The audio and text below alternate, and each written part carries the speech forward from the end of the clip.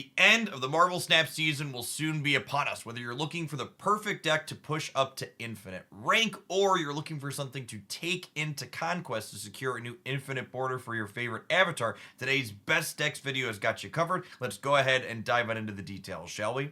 Our most popular deck is no surprise to anyone that's been playing Marvel Snap, it's still Destroy. While Hulkbuster was downgraded to a 2-3 on Thursday, this deck is still powerful and consistent. Overall, I think this Hulkbuster change was definitely what I refer to as a side grade. It makes the biggest power output that Deadpool can get a little bit lower. However, being more energy efficient allows it to fit on curve more eloquently and in spots where the 3 energy version wouldn't, which allows the deck to add a little bit of consistency to its floor, which seems like a reasonable trade-off. The deck is still putting up fantastic numbers across both the ladder and Conquest standings. Our second most popular deck this week is the Clutter Galactus deck. This deck has been in and out of these best decks videos for the last month or more now, and I'm not surprised to see it rise to popularity the week where Galactus is returning to Spotlight caches. This is the best performing Galactus deck by a solid margin, in large part due to the fact that it's not a one-trick pony.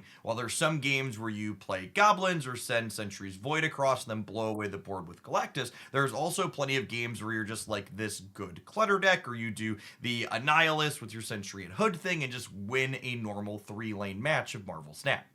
Moving along to our top performing decks right now, one of the absolute best is Marvel Snap's favorite casino machine, Hela Lockjaw. This is definitely a deck that benefits from being able to snap and retreat appropriately. It has incredibly high cube equity if you're leveraging that snap mechanic well, since your opponent is going to have a difficult time predicting where all of your stats are going to hit the board because you don't even know where your stats are going to end up on the board. The most important thing to note about this deck list is that it's not a one-trick pony. It has a diverse set of game plans. While you're going to Hela and Floop a whole bunch of things into play some amount of the time, you're also going to have games where a combination of Lockjaw, Dracula, and Black Knight allow you to just put reasonable amounts of stats into play without ever pulling the deck's namesake Hela out to play. Our next top performing deck is a fairly stock version of Thanos Lockjaw featuring Blob. This deck list maintaining its spot as one of the better performing decks in the format, but no longer being head and shoulders above everything else, I think is truly a testament to how good Second Dinner is at balancing when they take those big passes at cards that are problematic. Blob went from a card that was omnipresent that you had to be playing to keep up to one that if you enjoy its play patterns, you can play it and be competitive, but you don't need to feel compelled to if you're not someone that's into slamming 6-drops into play. That being said, if you are into slamming 6-drops into play, this deck and Blob are a fantastic choice to do so with still.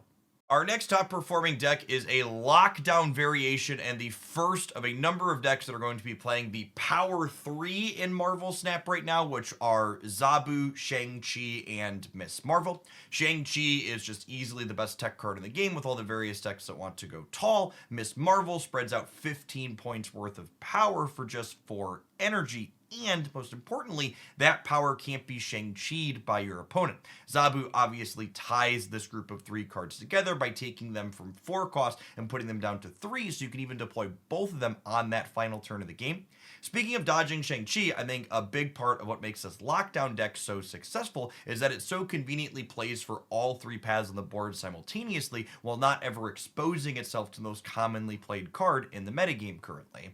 Our next top performer featuring the Power 3 is the Sarah Tech deck. In addition to Shang-Chi, our most powerful tech card, this deck is playing everything else as well. We've got Enchantress for ongoings, we've got Killmongers for 1-drops, we've got Shadow Kings if they're powering up their stuff, we've got Mobius and Mobius to stop their cost reduction, and we even have Legion as a dash of location interaction to get your opponents when they're not expecting it with something like a Death's Domain or a Bar with no name.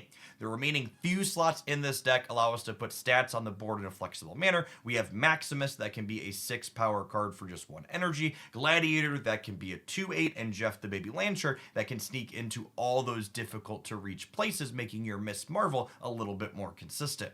Our final top performer this week in another deck featuring our Power 3 is the Loki Tech deck. This deck has a lot of parallels to the Serra Tech deck that we looked at a moment ago. In fact, some variations of this Loki archetype go as far as to even play their own copy of Serra as additional cost reducer. The big draw to playing Loki inside of a shell with all of these tech cards is the fact that it allows you kind of a mulligan when you're playing a game where you've got tech cards in your hand that aren't quite lining up into what your opponent's doing. You can swap them out with Loki for cards out of your opponent's deck at an incredibly discounted rate and just try and beat them at their own game plan instead of interacting with them awkwardly. Moving along to our high potential decks, i.e. decks that have really strong metrics on untap so far, but they also have smaller sample sizes, so as that increases, it could go in one direction or the other. We kick things off with a deck featuring our latest Marvel Snap card release, Beta Ray Bill.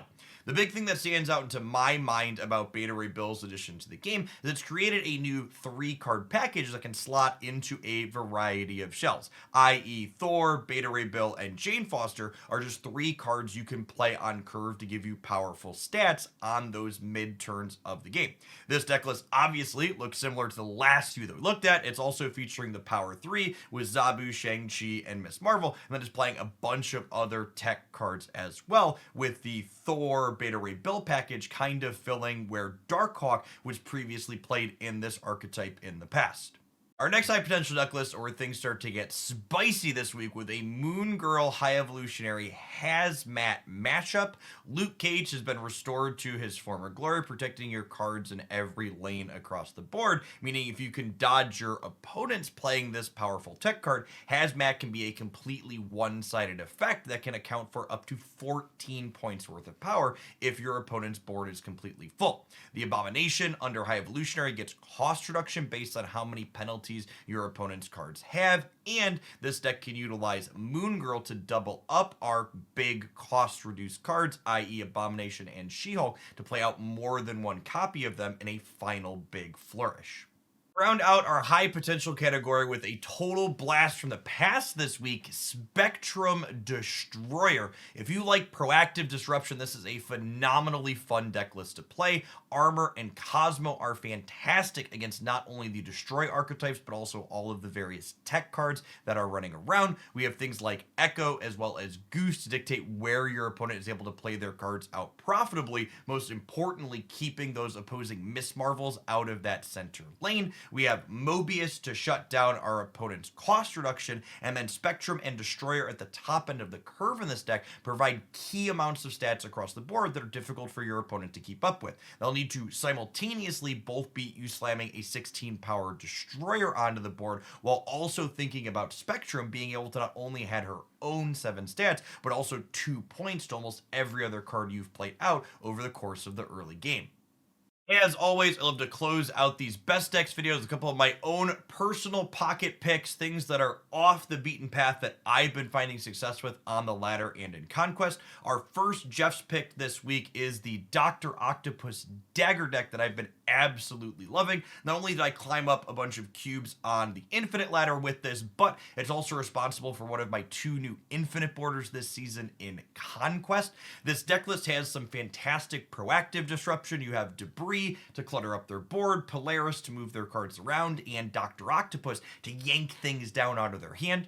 All of these cards serve the general purpose of building up a path or 2 where our opponent has 4 cards in play, so we can push and pull Dagger around the board, so she can often get up to 20 plus points worth of power, which is an absolutely incredible rate for our 2 energy play.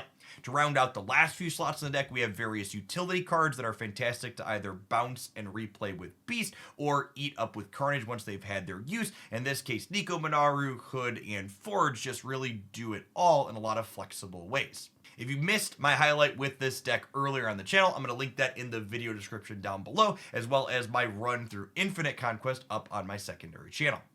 My final pocket pick and our last deck of this video is another Dr. Octopus deck, and that is the Scar Werewolf deck I've been playing since the start of the season for all my weekend missions and for other fun outside of that. I really think Dr. Octopus's power in the current metagame can't be overstated. While he's definitely going to get Shang-Chi some amount of the time when he pulls your opponent's hand into play, that's really not all bad. Getting so many of your opponent's cards on the board into one centralized location that you can then just ignore takes away key choices from them. Dr. Octopus is so powerful against decks like Destroy and Saratech that really want to sequence their cards out in a specific manner at specific locations. Past just Dr. Octopus, this deck has a variety of cheap, efficient ways to get Scar's cost reduced. We have Atuma, who we can either zero out or hide behind a copy of armor. We have Gladiator, who we can forge or Nico up to 10 points of power. And we have Werewolf, who jumps all around the board, especially when played out ahead of curve by Zabu, who can often scale up to 10 points of power to make our Scar even cheaper. Obviously, like many decks in Marvel Snap, this deck rounds out its last couple of slots with Shadow King and Shang-Chi as not only ways to disrupt what our opponent is doing, but also make it so we can jump that Werewolf around the board just a couple more times. To quote Henry Ford when he was talking about the Marvel Snap format recently, you can play pretty much any deck you want so long as it plays Shang-Chi. The format's got a lot going on in it. I think there's a lot that can satisfy most people as long as you're not too frustrated by playing against the big three with some consistency, i.e. that Zabu, Miss Marvel, Shang-Chi package. It is important to remember as well that this metagame that we live in is a little bit temporary. Tuesday bringing a new season with it, which is going to bring 2 new card releases, i.e. Black Swan as well as Supergiant, and a patch is set to land that day as well, which will be updating a number of cards, hopefully giving us even more new toys to explore with as we roll on into February. As always, thanks for watching all the way through the end of the video. Be sure to smash that like button if you enjoyed my breakdown on the decks today, and hopefully we'll see you back again real soon for some more Marvel Snap content here on YouTube.